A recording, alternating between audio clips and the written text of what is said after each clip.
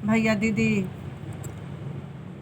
देखी एगो कथा छोटा सा लेके आइल बानी। महादेव जी के चरणों में गोड़ लगतानी, माता पार्वती के चरणों में गोड़ लगतानी। अपना चैनल पर वीडियो डाल रहल बानी। जे भैया दीदी देख रहल बानी सबके चरणों में गोड़ लगतानी। कथा के पूरा सुनला से ज्ञान बढ़ेला, कठिनाई अंधकार दूर होला। तो देखी भैया दीदी, एगो बुढ़िया माई रहली। उनकर पति ना रहनी।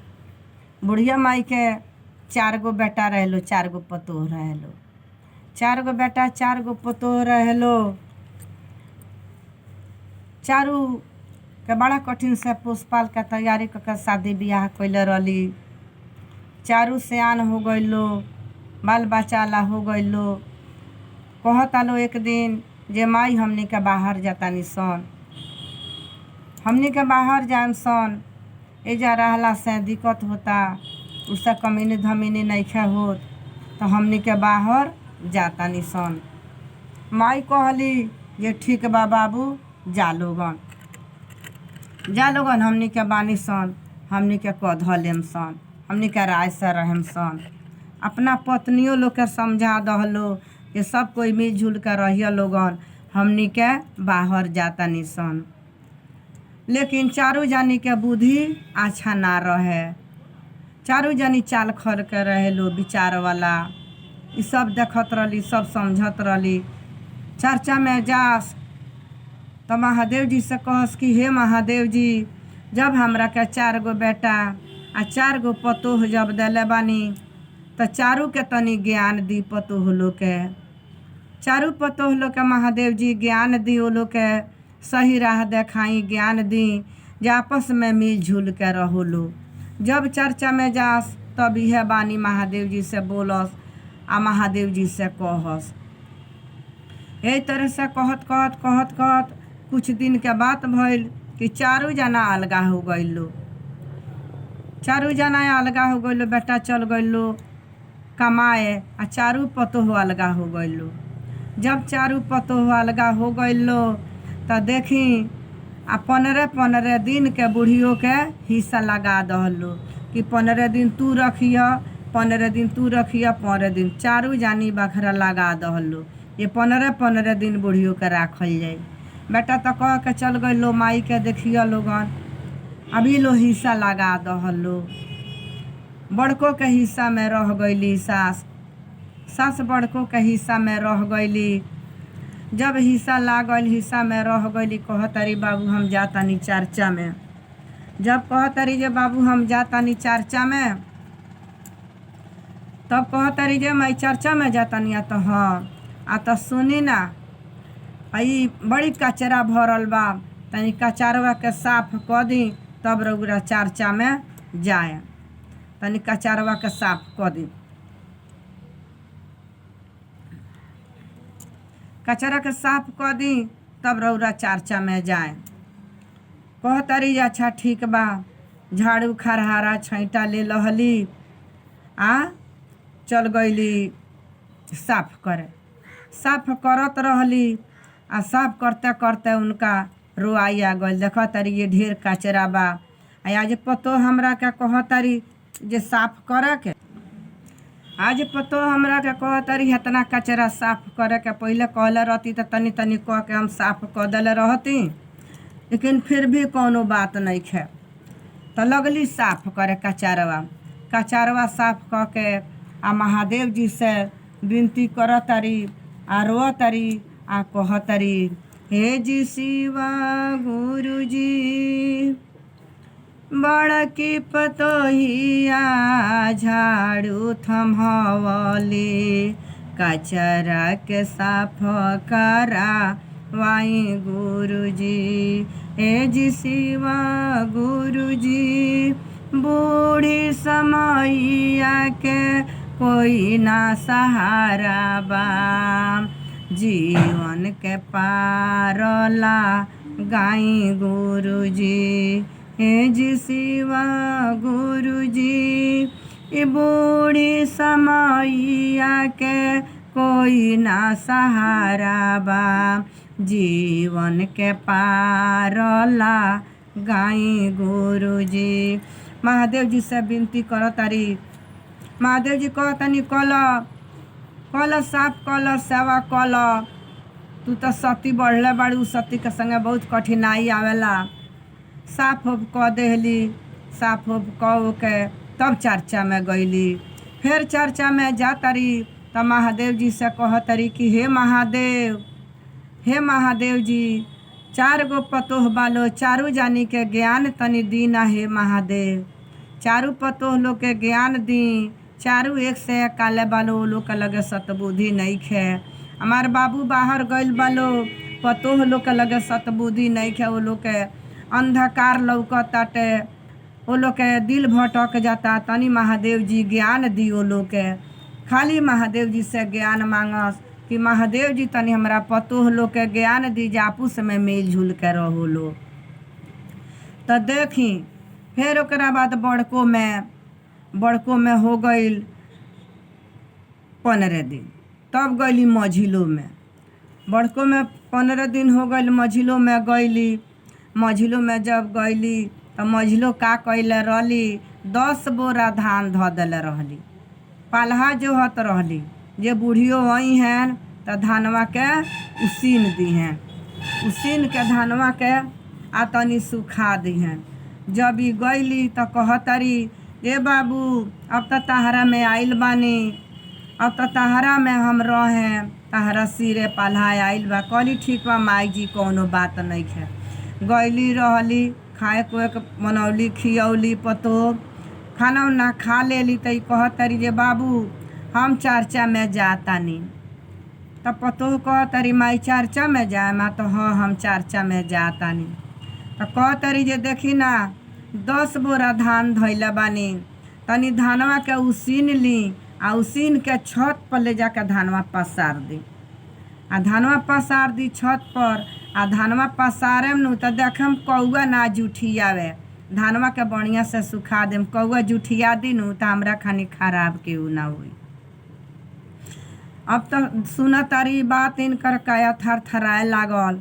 कह तारी जाई रहुआ धान उसीने, आज चर्चा में नहीं खे जाए के। चल गईली धान उसीने। धान उसने चल गईली, जाके धान उसना तारी आँच बार देली। उसीन धान ढो के छत पर ले जाए लगली। छत पर धान पसार दली। पतोह खरहारा झाड़ू पैना थमा दली, धान सुखावे के बैठा दली। देखी भैया दीदी, एक बाई के इतना अत्याचार ना कइल जाला। ऐसन बुद्धि के कुमूर्ख पर ना ले जाइल जाला, अहंकार में ना ले जाइल जाला। कुछ काछ दिल में दर्द रखे के चाही। अब छत पर बैठल बाड़िया, रो तारिया। फिर महादेव जी से विनती कर तारी कि हे महादेव हम का करी महादेव, रउआ पार लगाई। हे जी शिव गुरु जी बूढ़ी समैया पर कोई ना सहारा बा जीवन के पारला गाई गुरु जी। हे जी शिव गुरु जी ई मझिली पतोहिया झाड़ू थमवली, धनवा के रउआ सुखाई गुरु जी।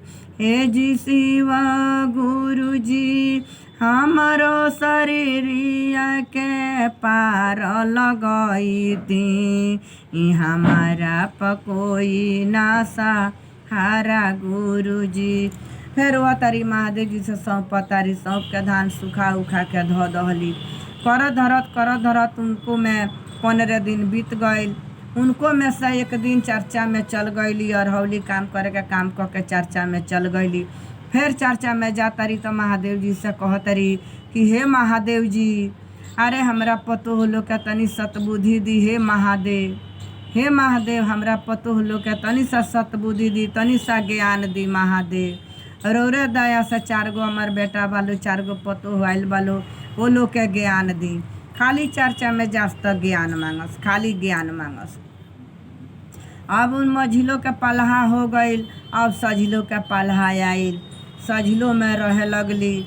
जब गईली रहे लगली, रह के आ जब खाना वाना खाओ के आ जब चर्चा होत रहे कहीं तो चर्चा में जइया तैयारी होता रही जाए खातिर, कहतरी जे बाबू सझिलो हम चर्चा में जातानी। तो सझिलो का कहतरी कैसन उनका के आदर करतरी, कहतरी जे मैं चर्चा में जाए माँ, तो हाँ बाबू हम चर्चा में जाए। आ तो देखी ना तनी घरवा हमार लिप दी तब चर्चा में जाए। भर बाल्टी गोबर माटी घोर दहली, आ गोबर माटी घोर के आ कहतारी तनी घर लिप दी तब रउरा चर्चा में जाए। देखिए बड़ा घर बा तब पलस्तर हो गइल बा, ऊपर से नीचा ले सुंदर हो गइल बा, तो मेहनत नहीं है लिपे पूछे में। पहले रहत रह तो माटी के घर रहत रलक, जमीन माटी रहत रह, गोबर माटी से लिपे के पड़त रह। तो बुढ़िया दीदी के गोबर माटी थमा दली, घर लिपे लगली। बुढ़ियों से बाल्टी ना उठे, जो बाल्टी उठावस आ घर के बढ़िया से लिपस। लेकिन फिर भी उनकर शरीर थाक गई रहे, बुढ़ियों के शरीर थाक गई रहे, चल ना सकस, कैसो कैसो लाठी के सहारा से चलस। आ वो पुरनिया से उतरे काम करावत रहे लोग। तो देखी सझिलो के अब तो घर लिपतारी, बड़ी रोवस महादेव से दया मांगस। आ कस कि हमार बाबू नहीं खेलो घरे, हमार बाबू का जानता लो जो हमारा माई के इतना सजाए होता। हमार बाबू लो बीरन देश में गइल बा, हे महादेव हमरा बाबू लोग के कुशल मंगल से राखे। आ हमरा पतो लोग के तनी सा ज्ञान दिए, लोग के कहाँ माया गइल बा जे हमरा के इतना काम आढ़ावता लोग। फिर घर लिपतारी आ कहतारी, ए जी शिव गुरु जी बूढ़ी समैया में कोई ना सहारा बा, जीवन के पारला गाई गुरु जी। ए जी शिव गुरु जी सजली पतोहिया गोबर माटी थमवली, हमारा से घर लिपा वाई गुरु जी। हे महादेव जी हमरा के गोबर माटी थमा दिले बाड़ी, शक्ति दी, दया करी जे उनकर घर हम लिप दी। उनकर घर और लिप दहली, लिप उप के रो रो के आ दिन काटत रहली। महादेव जी सब देखतानी जानतानी।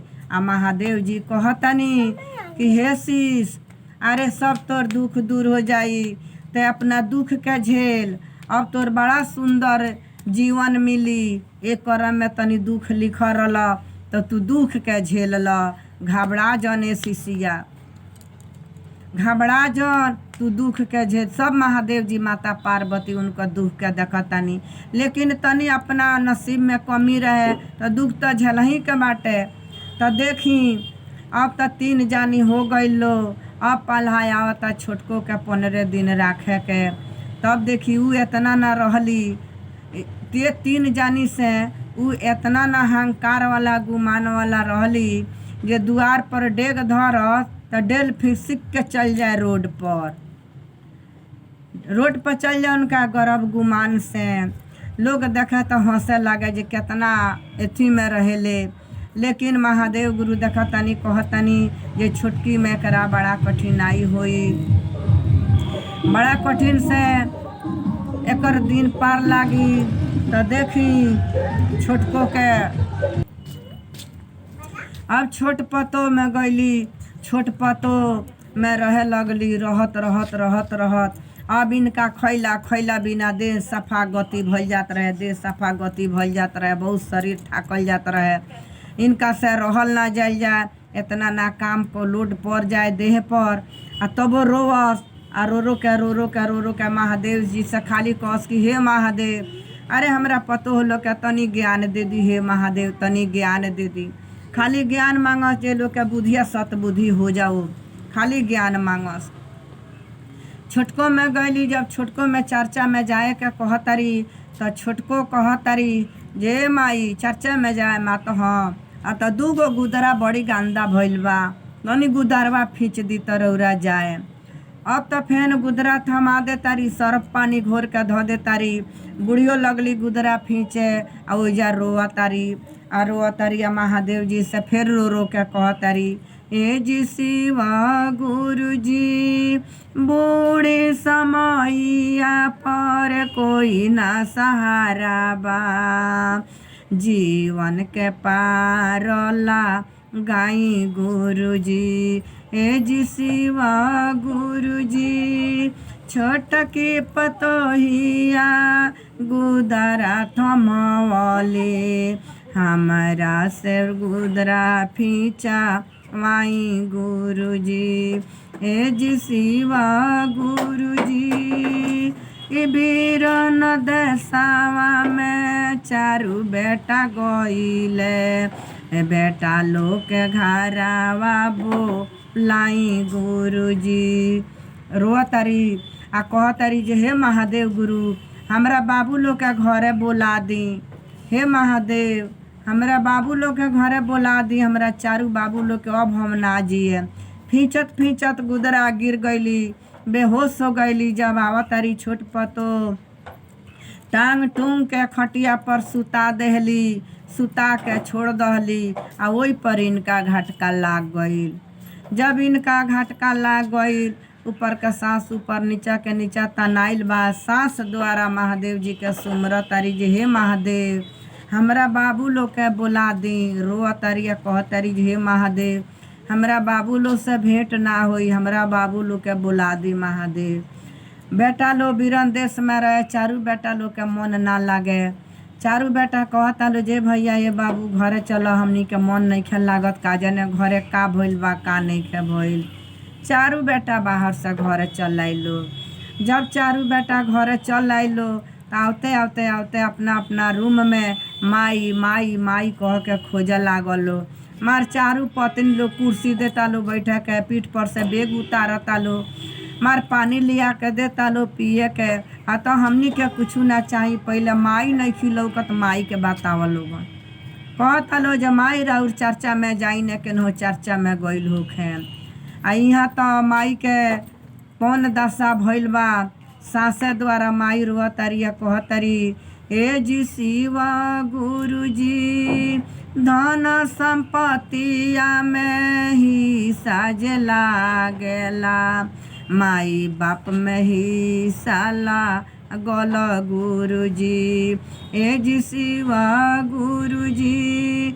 ए माई के पेटावा दूलम होई गईले, ए माई बाप में ही साला गल गुरु जी। जे हे महादेव गुरु, धन में हिस्सा लागत रल, माई में हिस्सा लाग गइल बा। जे तू खियावा तो हमार शरीर जा रहल बा। का जाने बाबू लोग के हाथ से तनी पानियो पी लेती तो हमार जीवन तरण हो जाती समय में। आ बेटा लोग तो यहाँ खोजता, सांस में पुकारा तारी, तो नहीं जाने जे बेटा लोग कहाँ खोजता आ कहाँ नहीं खोजत। तो देखी भैया दीदी, कौनो राह कौनो बात अपना मन में विचार लहल जाला, तब कुछ कहल जाला। केहू से सोचल जाला, केहू के अढ़ावल जाला।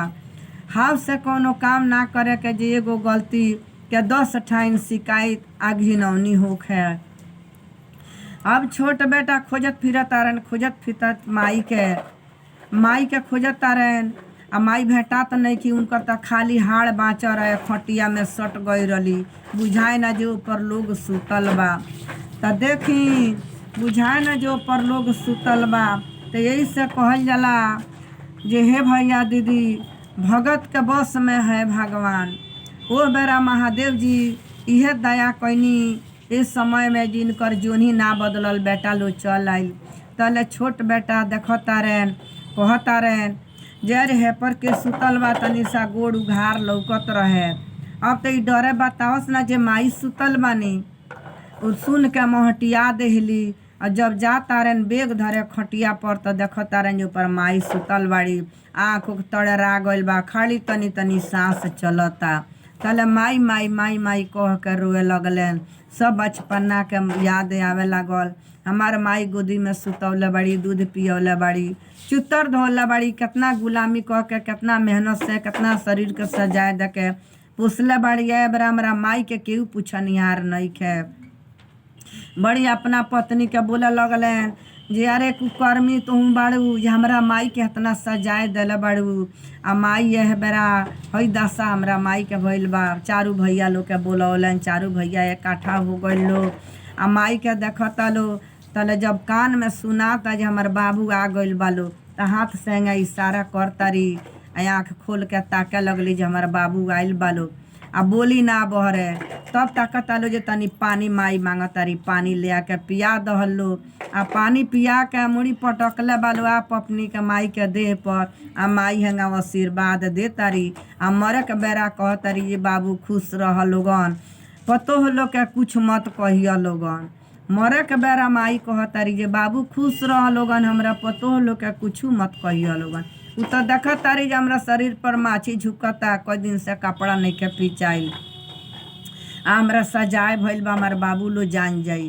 कह तारी तले इनकर प्राण छूट गइल। जब इनकर प्राण छूट जाता तब बेटा लो रोए लागल आ कहता लो जे देखर सन तोनी के पारतापी बाड़ू सन जे हमनी के माई ऐसन माई तोनी के मिलल जे मरे के बेरा तोनी के आशीर्वाद देले बड़ी, शराप नहीं देले।